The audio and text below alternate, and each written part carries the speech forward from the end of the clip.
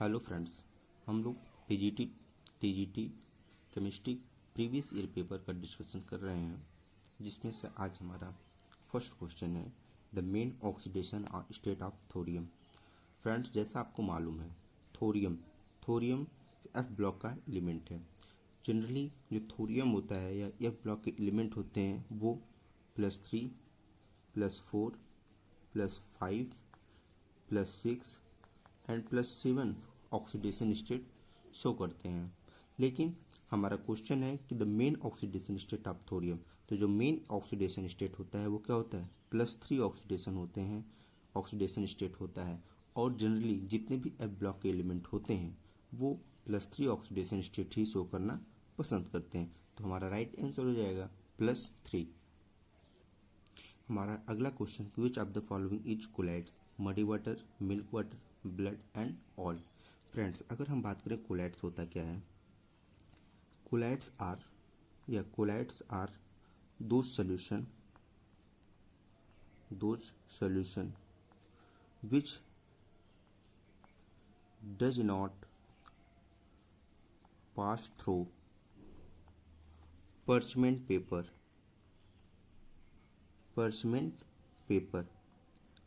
or slowly pass through parchment paper। अगर कहने का सेंस ये है कि अगर किसी भी सॉल्यूशन को हम लोग parchment पेपर के से पास कराते हैं, अगर वह सॉल्यूशन parchment पेपर के क्रॉस कर जाता है। parchment पेपर एक प्रकार का फिल्टर पेपर होता है, जैसे किसी चीज़ को हम लोग फिल्टर करते हैं। तो अगर हमारा सॉल्यूशन parchment पेपर से पास हो जाता है तो वो कोलाइडल सॉल्यूशन नहीं होता। अगर वो parchment पेपर से पास नहीं होता या स्लोली पास होता है तो उसे हम क्या कहते हैं, कोलाइडल सॉल्यूशन कहते हैं। अगर हम कोलाइडल सॉल्यूशन में सॉल्यूट पार्टिकल्स के साइज की बात करें, साइज ऑफ सॉल्यूट पार्टिकल, अगर कोलाइडल तो वो कितना होता है, वो 1 to 200 नैनोमीटर के रेंज का होता है। तो ऐसे जो पार्टिकल्स के साइज होते हैं 1 नैनोमीटर to 1000 नैनोमीटर होते हैं, 1000 नैनोमीटर होते हैं। अगर हम कोलाइडल पार्टिकल्स की कुछ प्रॉपर्टीज़ की बात करें, पहली प्रॉपर्टी, जो कोलाइडल सॉल्यूशन होता है वो कैसा होता है, जो कोलाइडल सॉल्यूशन होता है वो हेट्रोजीनियस सॉल्यूशन होता है। कैसा सॉल्यूशन होता है, हेट्रोजीनियस सॉल्यूशन होता है। सेकंड, अगर बात करें, ये नैनोमीटर के रेंज में है। अगर हम इसी कोलाइडल पार्टिकल्स के बात करें 10⁻⁹ मीटर टू 10⁻⁶ मीटर। अगर नेक्स्ट हम बात करते हैं, कोलाइडल पार्टिकल्स, जितने भी कोलाइडल सॉल्यूशन होते हैं वो ऑर्डिनरी फिल्टर पेपर से पास नहीं होते। वो ordinary filter paper does not pass through ordinary filter paper. Okay, तो अब हमारा क्वेश्चन है कि which of the following is colloids, muddy water, milk water, blood and all. Friends, अगर हम बात करें तो हमारे जितने ऑप्शन सभी क्या हैं, कोलाइडल सॉल्यूशन है। ओके, हमारा नेक्स्ट क्वेश्चन है which of the following process does not involve a catalyst, Haber process, thermite process, Ostwald process and contact process. Friends, अगर हम बात करें हैबर प्रोसेस में, हैबर प्रोसेस के द्वारा हम लोग क्या बनाते हैं, अमोनिया बनाते हैं। अमोनिया का प्रिपरेशन करते हैं जिसमें हम लोग निकल कैटलिस्ट यूज करते हैं। सेकंड, अगर हम बात करें, हम ओस्टवार्ड प्रोसेस की बात करें, ओस्टवार्ड प्रोसेस के द्वारा किसका फॉर्मेशन करते हैं, नाइट्रिक एसिड का फॉर्मेशन करते हैं, जिसमें हम लोग प्लेटिनम कैटलिस्ट का यूज करते हैं। और अगर हम थर्ड बात करें, कॉन्टैक्ट प्रोसेस में, कॉन्टैक्ट प्रोसेस के थ्रू हम लोग किसका फॉर्मेशन करते हैं, H2SO4 का प्रिपरेशन करते हैं, जिसमें हम लोग V2O5 कैटलिस्ट का यूज करते हैं। अब ये सब क्या है, हमारे कैटलिस्ट हैं, ये सब हमारे कैटलिस्ट हैं। तो हमारा क्वेश्चन के अकॉर्डिंग राइट आंसर अब क्या हो जाएगा, आप समझ ही सकते हैं। थर्माइट प्रोसेस में हम लोग कैटलिस्ट का यूज नहीं करते। थर्माइट प्रोसेस क्या होता है, आइए हम इसके बारे में। जो थर्माइट प्रोसेस होता है, थर्माइट प्रोसेस, इसमें हम लोग कैटलिस्ट का यूज नहीं करते। कैटलिस्ट का यूज नहीं करते। क्यों नहीं करते? Because it is used in redox reaction. Because it is used in redox reaction.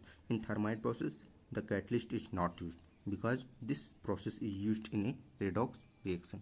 हमारा राइट आंसर हो जाएगा थर्माइट प्रोसेस। गाइस अगर हम बात करें हैबिट प्रोसेस में अमोनिया का जब प्रिपरेशन करते हैं, उसमें आयरन का कैटलिस्ट इन द मोलिब्डेनम के साथ लेते हैं। आयरन का कैटलिस्ट मोलिब्डेनम के साथ, दोनों के एक साथ लेते हैं। यहाँ पे निकल कैटलिस्ट। नेक्स्ट क्वेश्चन है हमारा, जो नेक्स्ट क्वेश्चन है, NH2 से रिएक्शन करता है, अमोनिया का फॉर्मेशन होता है प्लस हीट रिलीज होती है। तो यहाँ पे फ्रेंड्स KP रिलेशन निकालना है। अगर हम सबसे पहले बात करें, जैसा KP आप निकालने की बात करें, हमारा रिएक्शन क्या है, N2 + 3H2 gives 2 mole of ammonia. अगर हम KP की बात करें तो पार्ट्स P NH3 का अपॉन N2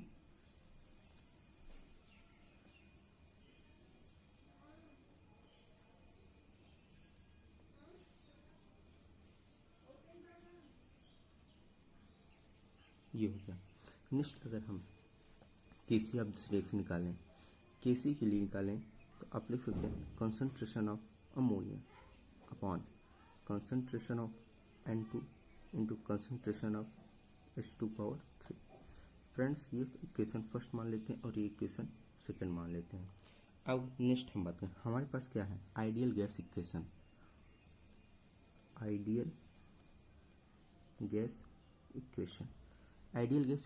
अगर हम लोग आइडियल गैस इक्वेशन की बात करें तो PV = nRT, that implies P = n/V RT, that is equal to P = CRT। ये हम लोग लिख सकते हैं फ्रेंड्स। अब यहाँ पे देखिए, हमारे पास हमने सबसे पहले KP निकाला। अब यहाँ पे सभी टर्म पार्शियल प्रेशर के टर्म में है, तो अब हम उसका प्रेशर को चेंज कर सकते हैं CRT के टर्म में। अब आइए हम लिखते हैं KP की वैल्यू। KP = हमारे पास क्या था, P NH3 का होल ट्वाइस। अब देखिए NH3 को, P को, अब यहाँ पे concentration ammonia whole twice into RT।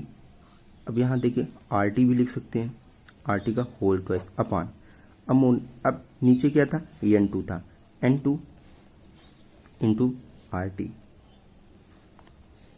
Into अब hydrogen, concentration of hydrogen H2 whole thrice into RT का होल थ्राइस। आइए फ्रेंड अब इसको हम लोग सॉल्व करते हैं। जब इसको हम सॉल्व करेंगे KP = अब सबसे पहले हम लोग NH3 के टर्म्स को अलग कर लेते हैं। NH3 N2 into H2⁻3 into अब हमारे पास RT के कितने टर्म है, RT का स्क्वायर अपॉन RT, यहाँ पे RT का होल क्यूब। अब यहाँ पे देखिए ये किसका टर्म है, ये KC का टर्म है। KP = ये क्या हो गया, KC इंटू अब यहाँ पे देखिए 1 पावर इसका, 3 पावर इसका, 4 पावर ऊपर, 2 पावर, तो 2 पावर माइनस हो जाएंगे, क्या हो जाएगा, RT की पावर -2। हमारा राइट आंसर क्या हो जाएगा, option B is right answer. हमारा ऑप्शन बी क्या हो जाएगा, राइट आंसर हो जाएगा। हमारा next question, which of the following has maximum coagulation power, Na+, SN4+, Be2+ and Al3+। अगर हम बात करें फ्रेंड्स कोगुलेशन पावर की, कोगुलेशन पावर क्या होती है, कोगुलेशन पावर में जितने भी पार्टिकल्स के ऊपर या कह सकते हैं एलिमेंट्स के ऊपर जितने भी ज़्यादा चार्ज होंगे वो उतना ज़्यादा कोगुलेशन पावर को शो करेंगे। कहने का सेंस ये है कि अगर यहाँ पे Na+ एंड Ba2+ में कंपेयर करें तो जिसके ऊपर चार्ज ज़्यादा वह उसका कोगुलेशन पावर उतना ही ज़्यादा होगा। तो अगर हम complete coagulation power totally depend upon, हम कह सकते हैं ये directly proportional to charge of particles. का चार्ज ज़्यादा, कोगुलेशन पावर ज़्यादा। अब हम अपने ऑप्शन में बात करते हैं Na+, SN4+, Ba2+, Al3+। तो इसमें जो हमारे पास एंटीमनी है, सॉरी SN को टिन, SN जो हमारे पास टिन है, टिन के पास +4 चार्ज कंटेन किया हुआ है, तो हमारा राइट आंसर क्या हो जाएगा? टिन हो जाएगा। SN4+ has maximum coagulation power. तो नेक्स्ट क्वेश्चन है हमारा आर्हेनियस इक्वेशन इज। अगर फ्रेंड्स हम बात करें आर्हेनियस इक्वेशन की, आर्हेनियस इक्वेशन क्या होता है? आर्हेनियस इक्वेशन होता है K = AE⁻EA/RT, जहाँ पे K क्या है? रेट कांस्टेंट है। E क्या है? Activation energy. R क्या है? गैस कांस्टेंट है। T क्या है? टेम्परेचर है। तो फ्रेंड्स हमारा जो ऑप्शन ए हो जाएगा वो राइट आंसर हो जाएगा। नेक्स्ट क्वेश्चन है beta decay of 11 Na24 produce. Friends अगर हम बात करें बीटा डीके की, बीटा डीके में क्या होता है? जब भी बीटा पार्टिकल्स निकलते हैं तो एटॉमिक नंबर में +1 हो जाता है और mass number no change. Friends उसी हिसाब से अगर हम बात करें Na1124, इसमें क्या हुआ? Beta decay. अब यहाँ पे देखिए, अब एटॉमिक नंबर में +1 हो जाएगा, तो यहाँ पे क्या आ जाएगा? 12 आ जाएगा। एंड मास नंबर में कोई चेंज नहीं होगा, 24। 12 एटॉमिक नंबर, मास नंबर 24 किसका है? मैग्नीशियम का है। तो हमारा राइट आंसर क्या हो जाएगा? Option number B. हमारा नेक्स्ट क्वेश्चन है the value of critical temperature for CO2 21.1 degree Celsius, 41.1 degree Celsius, 31.1 degree Celsius and 35.1 degree Celsius. Friends अगर हम बात करें क्रिटिकल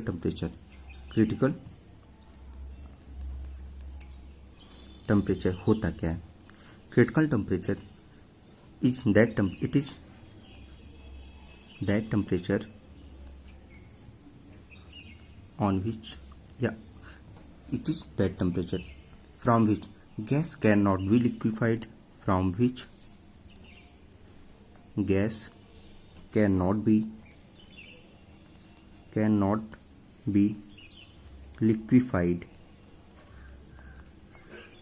anyhow,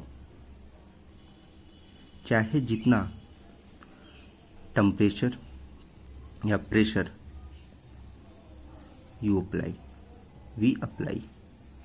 कहने का मतलब क्रिटिकल टेम्परेचर वह टेम्परेचर होता है जिसके बाद, जैसे कहने का सेंस ये है कि किसी भी गैस को अगर हमें लिक्विफाई करना है तो हम गैस को लिक्विफाई कैसे करते हैं? हम उसके ऊपर क्या करते हैं? उसका टेम्परेचर कम करते हैं और प्रेशर बढ़ाते चले जाते हैं, तो गैस क्या होता है? लिक्विफाई होता चला जाता है।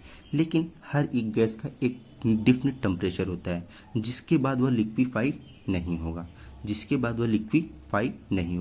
तो ऐसे टेम्परेचर को क्या कहते हैं? क्रिटिकल टेम्परेचर कहते हैं। चाहे उसके बाद आप कितना भी प्रेशर उस पर अप्लाई करते चले जाइए, उसके बाद आप कितना भी प्रेशर अप्लाई करेंगे, लेकिन वह गैस क्या होगा? लिक्विफाई नहीं होगा। तो वह टेम्परेचर क्या होता है? क्रिटिकल टेम्परेचर होता है। अगर कार्बन डाइऑक्साइड की बात करें तो कार्बन डाइऑक्साइड का जो क्रिटिकल टेम्परेचर होता है वो क्या होता है? 31.1 डिग्री सेल्सियस होता है। अगर हमें कार्बन डाइऑक्साइड गैस को लिक्विफाई करना है तो यह हमारा मिनिमम टेम्परेचर है। अगर आप इससे भी कम टेम्परेचर कर देंगे तो कार्बन डाइऑक्साइड लिक्विड के फॉर्म में कन्वर्ट नहीं होगा। ओके, हमारा जो नेक्स्ट क्वेश्चन है the unit of cell constant. Friends अगर हम बात करें सेल कांस्टेंट क्या होता है? सेल कांस्टेंट इक्वल टू होता है लेंथ अपॉन एरिया। अगर यहाँ पे बात करें अगर किस लेंथ का यूनिट आप जानते हैं, अगर हम लोग सेंटीमीटर में बात करें तो लेंथ क्या होता है, सेंटीमीटर में मेजर करते हैं, लेकिन एरिया हम किस में मेजर करते हैं, सेंटीमीटर स्क्वायर में। अब देखिए, अब इसको आप कैंसिल कर दीजिए तो हमें क्या मिलेगा, सेंटीमीटर इनवर्स। हमें क्या मिलेगा, सेंटीमीटर इनवर्स। तो हमारा राइट आंसर क्या हो जाएगा, ऑप्शन नंबर डी। तो सेल कांस्टेंट की यूनिट क्या हुआ, सेंटीमीटर इनवर्स। तो अगर आप इसका डिफिनेशन बनाना चाहते हैं तो कह सकते हैं cell constant is per unit length per unit area is called cell constant. Length per unit area is called cell constant. तो नेक्स्ट हमारा क्वेश्चन है फ्रेंड्स, हमारा जो नेक्स्ट क्वेश्चन है, which expression is correct, E equal to H plus P B, H equal to E plus P B और delta H equal to delta E plus P B. यहाँ पे ई हमारा क्या है, ई हमारा एंट्रोपी है, एच क्या है, इंथैल्पी है, पी क्या है, प्रेशर है, एंड बी क्या है, वॉल्यूम है। फ्रेंड्स अगर हम बात करें कि किसी भी गैस के या किसी भी सब्सटेंस की हम लोग एंट्रोपी, एग्जैक्ट एंट्रोपी कैलकुलेट ही नहीं कर सकते, ना ही उसका इंथैल्पी कैलकुलेट कर सकते हैं। इसीलिए हम लोग उस गैस का चेंज इन इंथैल्पी और चेंज इन एंट्रोपी को कैलकुलेट करते हैं। तो फ्रेंड्स अगर हम बात करें enthalpy H equal to E plus P V होता है, लेकिन अभी हमने क्या कहा कि किसी भी गैस का एग्जैक्ट हम लोग एंट्रोपी या इंथैल्पी को कैलकुलेट नहीं कर सकते। तो हम लोग क्या कैलकुलेट करते हैं, हम लोग चेंज इन इंथैल्पी कैलकुलेट करते हैं, चेंज इन इंथैल्पी। तो हमारा ऑप्शन क्या है, delta H equal to delta E plus P delta B. हमारा option number C is right answer. हमारा next question, a gas can not be liquefied if for a gas the temperature is greater than. Friends अभी हमने बताया कि अगर किसी भी gas को हम लिक्विफाई कब नहीं कर सकते, जब वह गैस अपने क्रिटिकल टेम्परेचर से कम हो जाएगा, तो वो गैस हम क्या करेंगे, उसको लिक्विफाइड नहीं करेंगे, चाहे आप कितना ज़्यादा प्रेशर को अप्लाई कर सकते हैं। तो अगर यहाँ पे हमारा टर्म क्या हो जाएगा, क्रिटिकल प्रेशर। तो हमारा नेक्स्ट क्वेश्चन है, among the following 8 type of packing, KCl, CaCl, NaCl, MgF2। Friends कहने का सेंस ये है कि पैकिंग जो है 8 टाइप क्या है, 8 टाइप कहने का सेंस है कि जब आप किसी भी पार्टिकल कंसीडर करते हैं, हमारे पास KCl है, KCl का आप जब इसका क्रिस्टल स्ट्रक्चर देखेंगे, जब इसका आप क्या करेंगे, क्रिस्टल स्ट्रक्चर देखेंगे, तो उसमें जो एक के एटम है, एक के एटम किसे 8 Cl एलिमेंट्स, Cl से चारों तरफ से क्या होगा, उसके नाइबरिंग एटम क्या होगा, 8 Cl होगा। कहने का सेंस कि 1 2 3 4 ये क्या हो गया। अब एक आगे होता है, एक पीछे होता है। तो यहाँ पे अगर हम KCl का स्ट्रक्चर देखेंगे तो जो K होता है वो 6 नाइबरिंग Cl से जुड़ा हुआ होता है। उसी प्रकार आप NaCl का स्ट्रक्चर देखेंगे तो भी अगर K 6 नाइबरिंग Cl से जुड़ा होता है और Cl 6 नाइबरिंग K से जुड़ा हुआ होता है, तो उसी प्रकार NaCl का देखेंगे तो Na 6 नाइबरिंग Cl से जुड़ा हुआ होता है और Cl 6 नाइबरिंग Na से जुड़ा हुआ होता है। तो अगर हमें 8 टाइप की पैकिंग चाहिए तो हम लोग CaCl का क्रिस्टल देखेंगे। तो CaCl में क्या होता है, जो सीजियम होता है यह 8 क्लोराइड के क्रिस्टल से क्या होता है, घिरा हुआ होता है। मतलब इसकी जो नाइबरिंग एटम होते हैं 8 क्लोरीन होते हैं और एक क्लोरीन की 8 CS होते हैं। तो ये हमारा 8 टाइप का पैकिंग हो गया। तो हमारा नेक्स्ट क्वेश्चन है फ्रेंड्स, आज का next and last question, technique by which tumour is detected. Tumour को, बॉडी के अंदर ट्यूमर को हम डिटेक्ट करने के लिए हम लोग थर्मोग्राफी प्रोसेस को यूज करते हैं। Thermography process is use to detect tumour in a body. Friends आपको हमारा क्वेश्चन सॉल्यूशन कैसा लगा, प्लीज़ इसको कमेंट करके बताएं। और यदि हमारा पेपर आप सबके लिए हेल्पफुल है तो प्लीज़ इसको ज़्यादा से ज़्यादा लोगों के पास शेयर करें और कमेंट करें, नए से नए सब्सक्राइबर्स को ऐड करें। Thank you.